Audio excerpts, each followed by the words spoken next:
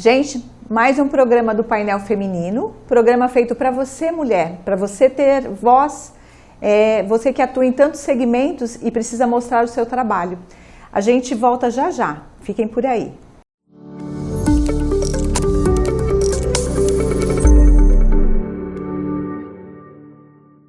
Bom, hoje mais um programa do Painel Feminino, aqui pelo canal 11 da NET. Hoje eu estou recebendo aqui mais uma profissional, que é a Jacilene Silva. É mais uma com currículo enorme, gente, mas eu vou dizer qual é. Ela é pedagoga, contadora de histórias, como as meninas aqui da TV Polo, mediadora de leitura, palestrante, neuropsicopedagoga, e ela tem a clínica é um projeto ou é o nome da clínica? É o nome da clínica. Nome mesmo, da clínica? Criativa Idade. Olha só, Criativa Idade. Ela vai conversar com a gente sobre estimulação cognitiva 60+. Então hoje a gente vai conversar sobre esse assunto, né? Que é tão rico e abrange tanta gente aqui da nossa sociedade, os nossos idosos. Prazer ter você aqui, Jacilene. Prazer é meu, Cristiane, muito obrigada pelo convite e é uma honra estar aqui. Jacilene, me conta, qual é a tua ocupação? Você começou já com uma dessas atividades? Como é que você começou a tua vida profissional? Então, eu tenho, na verdade, 20 anos como auxiliar de enfermagem, aí entre Santa Casa de Santos, Prefeitura de São Vicente, Programa de Saúde da Família, o antigo Hospital Municipal de São Vicente, que é o CREI, né, que foi demolido. Mas o meu sonho sempre foi, na verdade, estar numa sala de aula. Então, eu terminei a faculdade de pedagogia com 40 anos. Bem já depois de bastante tempo de estrada. Sim, era um sonho dos 9 que eu realizei com 40. E por que você não fez primeiro a pedagogia, então? É porque quando eu saí do ensino médio, né, era impossível financeiramente fazer a pedagogia. O custo era mais alto. O custo muito alto na época, porque isso foi em 1995, né, gente? Então, aí alguns você anos aí retomou esse sonho depois... Retomei esse sonho em 2015, consegui concretizar e aí comecei a atuar em sala de aula e na pandemia eu decidi fazer a especialização de neuropsicopedagogia clínica e institucional para entender um pouquinho como funcionava a mente das crianças autistas, né, as que estão no TEA. Na verdade, para te auxiliar dentro da sala de aula. Para melhorar a minha prática pedagógica, para me fazer entender mais, ampliar, né, o olhar para essas crianças que têm as peculiaridades, né, o disléxico, o Down. Mas no decorrer da especialização, eu me apaixonei, na verdade, pela questão da estimulação de adultos e idosos. Então você nem chegou a aplicar isso em crianças? Não, nunca cheguei a trabalhar com crianças, porque quando eu terminei, foi em 2021, ainda era aquele auge da pandemia. As escolas estavam fechadas? Sim, ainda era no auge da pandemia. E quando eu comecei a clinicar, na verdade, foi em 2022, em junho de 2022. Então o Espaço Criativa Idade foi inaugurado no dia 12 de junho. Entendi. De 2022. Então é mais uma mulher, gente, que durante a pandemia teve que se reinventar. Eu já entrevistei várias mulheres aqui e quase todas citam a pandemia como um antes e um depois. Mudança. Elas foram estudar, teve uma que fez um livro, a outra mudou de profissão. Então, quer dizer, foi um fato ruim, mas que para algumas pessoas foi bom, porque elas foram estudar, tiveram coragem de mudar o rumo das suas vidas. É um fator modificável mesmo para as carreiras, né, para a vida em sociedade. E essa questão minha, Cristiane, de escolher trabalhar com um maior de 60 anos, foi muito afetiva, foi muito por conta da minha mãe, né? Minha mãe é semi-analfabeta, né, não tem escolaridade, e hoje a baixa escolaridade é um dos fatores, assim, determinantes para uma demência. Então hoje a minha mãe é uma paciente do Espaço Criativa Idade. Então, está lá toda segunda-feira no grupo de prevenção. Quantos anos ela tem atualmente? Hoje, 75. Fez agora dia 3 de agosto, 75. Então, mas está muito bem cognitivamente. Então, você criou a clínica, o teu atendimento, visando o atendimento e cuidar da sua mãe. Melhorar a qualidade de vida dela e prevenir aí uma demência. E depois que você ampliou, precisou outros idosos. Eu comecei, na verdade, a fazer essa especialização porque eu fiz a neuropsicopedagogia, terminei, concluí, não consegui colocar em prática por conta da pandemia. E aí eu descobri esse curso, é uma formação de estimulação cognitiva para maiores de 60 anos. Né? A gente trabalha a prevenção de demências e a postergação do avanço da demência. Que são várias, né, Jacilene? Demência vascular, frontotemporal, não só o Alzheimer, né? Que as pessoas hoje acham que só o Alzheimer. O Alzheimer é a principal. A mais conhecida. A mais conhecida. E aqui tem mais incidência também. Né? A gente vê que tem o ator Bruce Willis com a demência frontotemporal, que para receber o diagnóstico, na verdade, ele tem muitos meios, né? Tem muitas condições financeiras de ter um diagnóstico com mais facilidade do que a maioria da população. Sim. Primeiro foi diagnosticado como uma afasia, por conta do prejuízo na fala. E só depois, então, com muita investigação, que veio o diagnóstico de demência frontotemporal. Né? Essa é aquela que pode acontecer depois que a pessoa tem um AVC? A demência vascular. Ah, tá. Né? Normalmente, após um AVC, ou em fumantes, pessoas já com problemas cardiovasculares, mesmo que não tiveram AVC, também podem ter a demência vascular. Pode ser desencadeada. Pode desencadear a demência vascular. E a tua mãe, Jacilene, conta pra gente, quando você começou a atendê-la, você começou a perceber que ela estava perdendo parte dessa... Da cognição, da cognição, né? Dela? Ela estava tendo dificuldade? Então, na verdade, aconteceu um fato assim, muito curioso, que eu guardei, para mim foi algo que me incentivou. Nós fomos uma tarde tomar um café e eu falei para ela, mãe, nós vamos em tal lugar. E ela falou, eu nunca fui. E quando nós chegamos lá, ela falou assim, mas eu já vim aqui com a sua irmã, umas 3 vezes. Eu falei, mãe, mas quando eu falei, ela, eu não liguei o nome ao lugar. Eu falei, tá bom, aí tomamos o café, era uma tarde chuvosa, fomos andando até a praia, né, porque eu moro ali no Canal 3, e na volta passamos nas Lojas Americanas, que a minha mãe gosta de um docinho, né? Graças a Deus ela não tem diabetes, não tem hipertensão, não tem as comorbidades, né? E fomos nas Lojas Americanas e quando ela saiu, eu guardando o celular, guardando o cartão na bolsa, e a minha mãe ficou parada na frente das Lojas Americanas. E eu perguntei, vamos, mãe? Ela falou assim pra mim, pra onde? Eu falei, mãe, se ali, ó, à sua esquerda tá a praia, onde que é o caminho da sua casa? Qual é a direção da sua casa? E ela ficou parada, assim, olhando para mim, e ela falou, não sei onde eu tô, filha. Nossa. Então, isso foi muito marcante, foi muito preocupante para mim. A minha irmã é psicóloga, né, a minha irmã mais nova, somos só nós duas, na verdade. E ela também tinha essa preocupação com a minha mãe. Né? Quando a pandemia chegou, a minha mãe fazia pilates, hidroginástica e teve que parar. Então, essa falta de atividades foi muito prejudicial. Fez muita diferença, né? Inclusive na questão de moradia, né? Porque a minha mãe se sentiu insegura em continuar morando sozinha e veio morar comigo. Então, para mim, para minha irmã, isso foi bom porque nós tínhamos essa preocupação. Né? Da minha mãe não aceitar sair da casa dela. E a pandemia trouxe isso, como você falou. Teve muitas coisas negativas, mas alguns pontos positivos. Sim. Né? Esse foi um deles, que ela decidiu vir morar comigo. Não ficar mais sozinha, né? Ela viu que ela precisava de um acolhimento, né? Já não era mais possível ela morar só. Morar sozinha, porque ela ficou muito isolada, né? Não fazia hidroginástica, não fazia o pilates, não saía de casa. Foi crucial, né, para os idosos isso. E quando eu comecei a fazer o curso de estimulação cognitiva para maiores de 60 anos, eu comecei a trazer as atividades primeiro com a minha mãe. Então eu falo que ela foi a cobaia. Então é um trabalho muito afetivo, porque os jogos, as atividades, eu primeiro fiz com ela em casa e aí nós comecei a ampliar e ver o que servia, o que funcionava, o que não funcionava, porque a gente tem que fazer um raciocínio clínico. É isso mesmo, foi o meu estágio.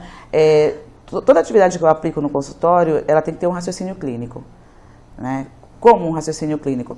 Eu consigo transformar um jogo para atender vários pacientes. Então, paciente que está com Alzheimer na fase 1, paciente ativo, né, cognitivamente. Vai depender do cada caso. Aplico com o maior desafio e vou diminuindo a gradação de acordo com o caso, né? Eu aumento a gradação ou diminuo. Então, isso é muito bacana, fazer esse raciocínio clínico, adequar a atividade ao perfil do paciente. Eu aplico também os testes neuropsicológicos, né? Não a bateria de testes inteira, mas os que são de aplicação multidisciplinar. Então, porque tem alguns testes que só o neuropsicólogo pode fazer, ou psicólogo, né? mas eu aplico aí o Mini-Mental, que é o mini exame do estado mental, para direcionar mesmo, eu tenho um protocolo de testes para direcionar as atividades que eu vou realizar. Então, é dessa forma que você consegue avaliar o grau de dificuldade, de comprometimento desse idoso. Isso. E a habilidade que está mais deficitária também, né? Porque, por exemplo, eu tenho um paciente com Alzheimer que a atenção dela está preservada, né? A linguagem está preservada. E são muito diferentes os indivíduos e o estágio da doença, né? Principalmente no Alzheimer, eu não conheço as outras, mas o Alzheimer é uma coisa que está muito próxima de mim, então eu consigo falar disso, né? Do dia a dia, né?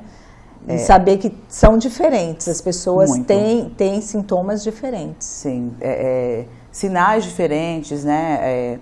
Comportamentos diferentes. Esses dias a acompanhante de uma paciente falou para mim, olha, mas todo Alzheimer pega um parente para Cristo? É bem comum. Eu falei, não é questão que pega um parente para Cristo, é questão que o parente que está mais próximo, o cuidador em si, é quem acaba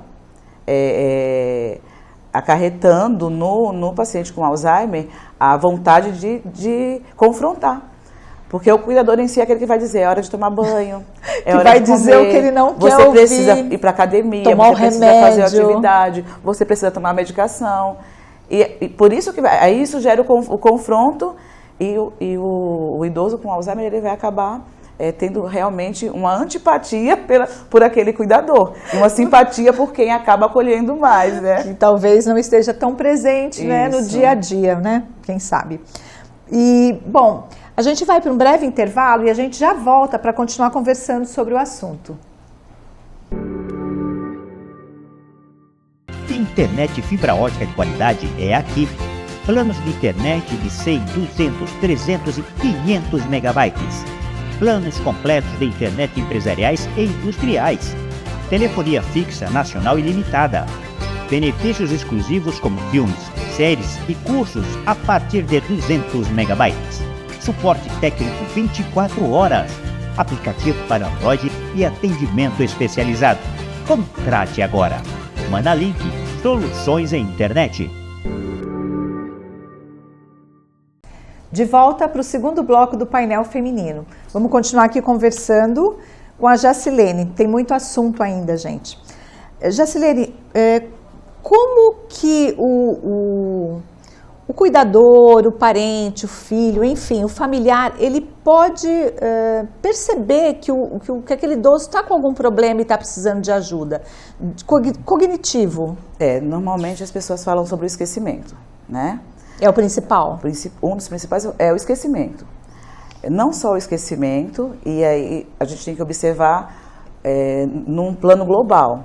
Né? Então, maior agressividade, falar coisas que não aconteceram. Por exemplo, né, um idoso que fala, olha, a minha funcionária, a minha faxineira, né, a minha ajudadora, a minha cuidadora roubou tal joia. Então, fala coisas sobre a infância, eles retrocedem. Então, tem pacientes com Alzheimer que eles não conseguem se enxergar com a idade. Tem 80 anos e acha que tem 20, 30. Então, confunde o filho com o marido, né, com o namorado da infância. Então, a confusão mental, a desorientação, o esquecimento, né, tem que ser observado no plano global. E aí, sim, procurar um geriatra, procurar um neuro. Mas, normalmente, Cris, assim, quando a pessoa recebe um diagnóstico de Alzheimer, já está aí com a doença instalada há uns 2, 3 anos no mínimo. Não é logo ali de imediato. Porque a família vai dizer assim, é da velhice. Tá ficando caduco. É senilidade. Antigamente eu acho que o diagnóstico era esse, né, Jacilene? É caduco. Tá caducando. Então, como eu sou nordestina, falava muito isso. Essa velha no interior caduca. Também, tá caducando. Tá caducando. E não era isso, né? Era Alzheimer e ninguém descobria. Aí falam assim pra mim, mas nossa, hoje em dia tudo é autismo e tudo é Alzheimer. Já ouvi isso várias vezes. Sim. Falei, não é que hoje em dia tudo é autismo e tudo é Alzheimer. É que hoje em dia estão se chegando a diagnósticos. Está se investigando os transtornos. Está se investigando as demências que antigamente não se investigava. Né? Antigamente deixava passar. Era tudo pausterizado, né? Tudo uma coisa só. A criança era mal criada e o idoso era caduco. Era criança sem educação, né? Isso. Mal educada, e não é por aí, né? Não é bem por aí. E você já disse, No teu tratamento, qual que é a frequência que os idosos vão até a clínica? Depende muito de caso a caso? Olha, ou você que determina de acordo com a situação do paciente? Olha, normalmente, Cris, é uma consulta semanal, uma sessão semanal, né? Eu chamo, sessão de estimulação cognitiva porque é uma terapia não medicamentosa, né? Para os idosos ativos, sem diagnóstico, com as habilidades aí a maioria preservada, até que tem assim um DCL, né, ou um CCL, que é um declínio cognitivo leve, ou comprometimento cognitivo leve, que a gente usa esses dois termos. Dá para manejar no grupo, dá para manejar em grupo, então eu atendo o grupo de no máximo 5 idosos no consultório. Homens e mulheres, né? Sim, é grupo misto. Os homens têm muita resistência. Sim. Né? Então, como um todo, né? Para tratamento em geral. Para tratamento de saúde como um todo, né? Não é só na questão da psicologia ou da neuropsicopedagogia ou em terapias, é na saúde global, né? Então é de ir num clínico geral, de ir num geriatra, né? O homem sempre tem uma maior resistência. Então eu tenho poucos pacientes do sexo masculino. Mas eu tenho um que está comigo há 2 anos e eu falo que é o meu paciente modelo. Uma vez por semana, então os que têm os ativos ou com comprometimento leve, em grupo, manejo em grupo, os com diagnóstico já fechado, também uma vez por semana, mas aí são sessões individuais. Porque é mais difícil de manejar no grupo. De manejar no grupo. Não que vai prejudicar o grupo.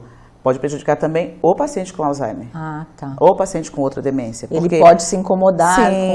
Sim. Então, pode se sentir constrangido, né? Pode ficar ansioso. Então, é mais adequado manejar individualmente. Eu também atendo em domicílio. Isso que eu ia te perguntar. Isso. Porque existem pessoas, idosos, acamados, que eles não podem... Que não têm a mobilidade. A mobilidade, ou que o parente não consegue pode levar até a clínica. Isso, eu também atendo em domicílio, né? É um atendimento que é de 1h30, né? Bem completo. Eu coloco assim, sempre de 60 a 90 minutos. Por quê? Nem todas as sessões vão ser de 90 minutos. Mas a maioria é. E na sessão também, Cris, principalmente no grupo, tem a questão da convivência, da socialização.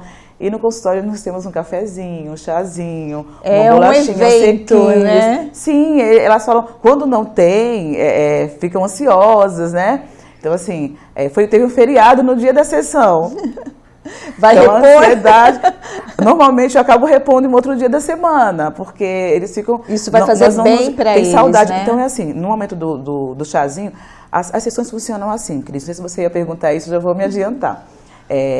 As sessões funcionam assim. Então, como é uma ginástica, como se fosse uma ginástica corporal. A ginástica do cérebro é a mesma coisa, né? Então, a estimulação cognitiva é uma ginástica cerebral. Fazemos um aquecimento.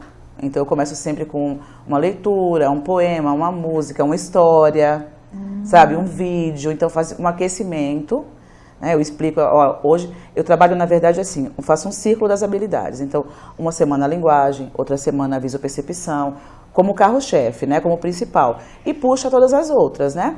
Então, cada semana eu foco numa habilidade principal. Então, linguagem, visopercepção, a memória, as funções executivas e por aí em diante, né? E aí, quando termina aquele círculo, eu vou de novo, né? Então, começo aí da linguagem de novo e vou fazendo esse círculo das habilidades. E começamos então, eu explico, olha, hoje a gente vai trabalhar, o raciocínio lógico e a linguagem, e aí vamos trabalhar essa habilidade. Começo sempre com esse aquecimento, passo para as atividades mais desafiadoras cognitivamente, então normalmente é uma atividade impressa, escrita. Que é a maior dificuldade deles. Sim. Até mesmo a mais desafiadora, por baixa escolaridade, né? Sim. Passo para as mais desafiadoras. E no final, termino sempre com relaxamento. Então a gente vai um aquecimento, o desafio e o relaxamento. Como se estivesse realmente numa academia. Né? Academia do cérebro. Do cérebro. E depois disso, então, aí fazemos o nosso café. Até quando eu atendo em domicílio, também tem um momentozinho do chá e do café. Eu gosto muito do domicílio porque aí a família faz um bolinho. É paparicada, né? É muito gostoso. E esse tratamento, qual a importância do familiar, do cuidador, estar interagindo junto com você para a melhoria do paciente? É extrema, uma importância extrema. é essencial, porque eu não só, igual eu costumo falar assim, a terapia de estimulação cognitiva sozinha não faz milagres. Então, eu já começo recomendando, perguntando a atividade física e recomendando. Normalmente, eu recomendo, para quem tem uma boa mobilidade, recomendo a hidroginástica. Porque além do não ter impacto, né, um exercício sem impacto, ele também traz a socialização, porque na piscina que é muito importante. Nunca o idoso vai estar sozinho. Muito né? importante. Então, mas o Pilates também é recomendado, a musculação por conta da sarcopenia. Porém, infelizmente, tem idosos que não se sentem bem em academias. Então, quem tem aí a possibilidade de ter um personal para fazer uma musculação, fisioterapeuta, isso é muito bom, muito importante. Então, eu recomendo atividade física, eu recomendo mudanças na rotina, né? Então, ambientes mais calmos, música, mudança na rotina, por exemplo, vai levar para o consultório, então esse dia você fez esse caminho, no outro dia você vai por outro caminho. Tudo isso vai auxiliar. Né? Mudança a gente costuma falar, né, que é um exercício neuróbico. Né, eu faço isso. Coloco o relógio na mão esquerda, lá no consultório eu faço atividades com a mão também não dominante, coloco o relógio na mão direita, faço atividades com a mão não dominante. Eles normalmente não gostam, né? Então eu faço algumas atividades com a mão não dominante para interligar os dois hemisférios do cérebro, para estar ativo como um todo. Então eu oriento muito os familiares em relação a isso, em relação à rotina. Não é uma rotina rígida, mas ter uma rotina diária, né? A questão de não bater de frente com o paciente, respeitar esse tempo. A questão, muitos pacientes com demência, né, perdem logo o controle inibitório, perde o filtro. Então, fala algumas coisas que não deveriam. Então, paciência nesse... relevar, né? Sim, relevar. Nunca realmente bater de frente, né? Já estou sendo repetitiva. Mas sempre acolher. Então, o familiar é muito importante. Eu tenho uma paciente que ela se sentia ela tem um declínio cognitivo levíssimo. E ela já tem mais de 80 anos. E cada familiar começou a levá-la, tipo, cada sessão vai um diferente. Então, isso é maravilhoso. Maravilhoso, porque ela se sentiu muito acolhida, muito querida. Porque ela percebe que todo mundo está ali cuidando dela, se preocupando com o que ela está fazendo, interagindo. Sim, e aí, também, assim, Cris, posso chamar de Cris, né? Pode. Na intimidade. Todo mundo me chama de Cris. Né? Vamos abreviando. Tem gente que acha que nem sabe que meu nome é Cristiane.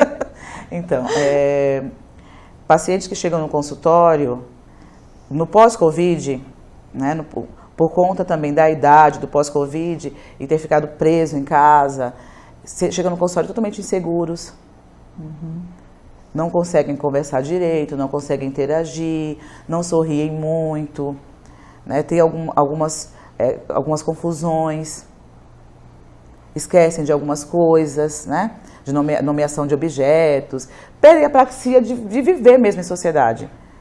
Por conta dessa pandemia, de ficar isolado, né, em casa.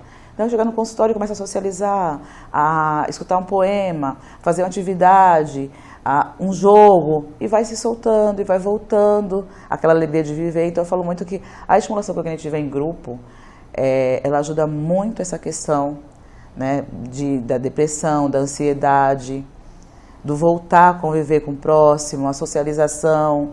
É muito importante para isso. Então, o trabalho também reduz aí a ansiedade, reduz o estresse. Então, isso é muito bacana. E o idoso, algumas vezes, ele fica muito sozinho em casa, né? E isso eu acho que pesa muito no psicológico dele. Deve ser muito estressante, porque o familiar trabalha, às vezes a filha está em casa, mas ela tem tanta coisa para fazer, que ela cuida ali daquela mãe, cuida daquele pai, mas ela não pode ficar ali 100% sentada do ladinho dele, ouvindo uma música, lendo um livro, contando uma história, que é o que você faz. E uma vez por semana, mas é muito pouco, uma vez por semana. E eu digo que não é muito pouco, porque eu já cheguei a receber pacientes na sessão totalmente agitados, extremamente nervosos, e aí sair com o humor estabilizado. Então, a gente trabalha a autonomia, a estabilização do humor, né? Isso é muito importante. É um trabalho como um todo, né? Eu sou apaixonada por esse trabalho, eu sou suspeita em falar. Eu costumo dizer que a pedagogia, o estar em sala de aula, né, era o meu sonho de menina, e a estimulação cognitiva é o meu propósito de vida. Então, eu já recebi alguns questionamentos, mas por que você não atende criança? Mas por que isso? Mas por que aquilo? E aí eu falo, gente, o meu trabalho com idosos é muito afetivo. E é o meu propósito de vida hoje. Então eu falo que, eu fico até emocionada, porque eu falo, quando eu me aposentar, é o que eu vou querer continuar. Quem sabe até aí eu fazer uns 80. Tomara, né? 80 ajudando o paciente de 60, já imaginou? O programa, infelizmente, está acabando, é tão curtinho. Mas antes eu queria que você me respondesse o seguinte. Como todas as pessoas, não só as pessoas 60 a mais, podem, o que nós podemos fazer para preservar a nossa capacidade de cerebral para tantas atividades? O que a gente deve fazer? Olha, Cris, uma pergunta excelente. Então vamos começar aí. Boas horas de sono, então de 6 a 8 horas de sono, e sempre começando esse sono antes das 11 da noite. Então, privação do sono também é um fator preponderante para a demência. Então, um bom horário de sono, uma alimentação mais saudável, né? Rica em frutas, em verduras, legumes, proteínas, cortar um pouco aí os enlatados, os embutidos, atividade física, exercício físico é primordial. Eu mesmo faço pilates 3 vezes por semana quando eu consigo. Hoje realmente eu não vou conseguir, meu pilates é às 18 horas. Mas é por uma boa causa. Por uma ótima causa, mas eu já fiz ontem, adiantei o pilates de hoje ontem. E atividade física, uma boa qualidade de sono, uma boa alimentação e ter amigos. Passear, não se isolar, né? Não se isolar. Passear, fazer coisas diferentes, coisas novas. Então, um teatro, um cinema, num restaurante que tenha música ao vivo, na Pinacoteca, eu já levei meus pacientes 2 vezes na Pinacoteca Benedito Calixto, que é maravilhosa, e é uma atividade gratuita. Recentemente eu levei os meus idosos para o boliche, para comemorar o Dia do Idoso, que foi dia 1º de outubro. Foi agora, há pouco tempo. Então, no dia 30 de setembro, eles foram para o boliche, na Praia Grande, e foi um acontecimento porque nenhum deles jogou boliche. E o interessante aqui, rapidinho eu vou contar, Cris, que o meu filho de 18 anos, ele fez aniversário de 12 anos no boliche. E a minha mãe, na época, com 69, ela não jogou. Ela se sentiu velha para jogar boliche e não se sentiu apta para jogar o boliche. E dessa vez, nossa, eu tenho um vídeo na minha página. E meu filho falou assim para mim, mãe, a avó está melhor agora do que há 6 anos atrás. Né? Então, uma adolescente percebeu essa mudança, essa melhora, essa evolução. Né? Estimulação cognitiva, pilates, hidroginástica, caminhada. Tudo isso auxiliou para que ela estivesse bem hoje. Isso, então é autocuidado, né? Boa alimentação. É cuidar dos nossos, né? Isso. Bom, o programa está acabando, mas eu queria que você deixasse os seus contatos, seu WhatsApp, o Instagram da clínica, para que as pessoas possam conhecer o teu trabalho. O arroba do Instagram é Criativa Idade, tudo junto, não é criatividade, é Criativa Idade, porque nós podemos ser criativos em todas as idades. Né? Esse nome foi escolhido pelo meu filho mais velho. Tem tudo a ver. Foi sugerido pelo meu filho e eu amei. Então é criativaidade.neuropp. E lá no Instagram tem os meus contatos, tem o meu WhatsApp. Né? O e-mail também é esse, criativaidade.neuropp. E querendo marcar uma sessão experimental, só entrar em contato, pode ser pelo direct também, né? Ou pelo WhatsApp, ou pelo direct que nós marcamos. Tem como te encontrar. Bom, o programa está acabando. Semana que vem nós voltamos com mais um painel feminino. Muito obrigada.